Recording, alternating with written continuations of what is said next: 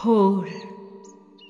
আকাশের রং ঘাস ফড়িংয়ের দেহের মতো কোমল নীল।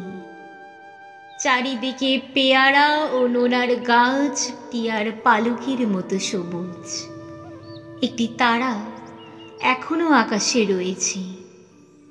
পাড়াগার বাসর ঘরে সবচেয়ে গোধূলি মতির মেয়েটির মতো।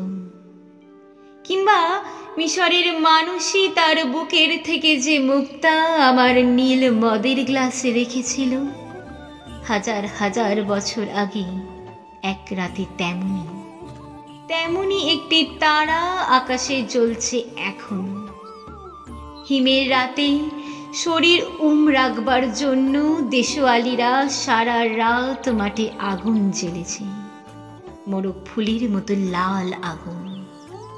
শুকনো অসত্য পাতা দুমড়ে এখনো আগুন জ্বলছে তাদের। সূর্যের আলোয় তার রং কুসুমের মতো নেই আর, হয়ে গেছে রোগা শালিকের হৃদয়ের বিপর্ণ ইচ্ছার মতো।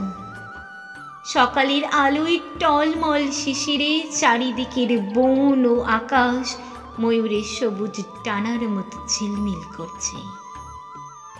ভোর।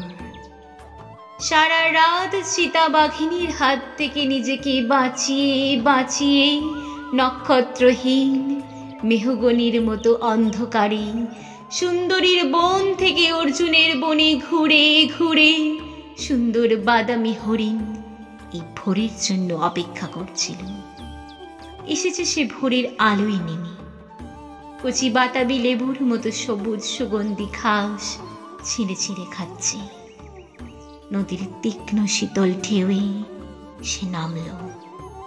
ঘুমহীন ক্লান্ত বিহ্বল শরীরটাকে স্রোতের মতো একটা আবেশ দেবার জন্য, অন্ধকারের হিমকুঞ্চিত জরায়ু ছিঁড়ে ভোরের রৌদ্রের মতো একটা বিস্তীর্ণ উল্লাস পাবার জন্য।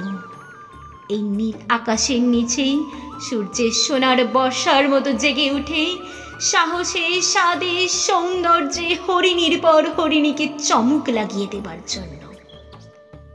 একটা অদ্ভুত শব্দ।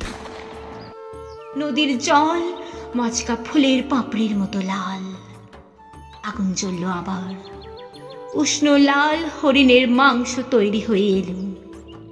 নক্ষত্রের নিচে ঘাসের বিছানায় বসে অনেক পুরনো শিশির ভেজা গল্প, সিগারেটের ধোঁয়া, টেরি কাটা কয়েকটা মানুষের মাথা, এলোমেলো কয়েকটা বন্দুক, হিম, নিষ্পন্দ, নিরাপরাধ ঘুম।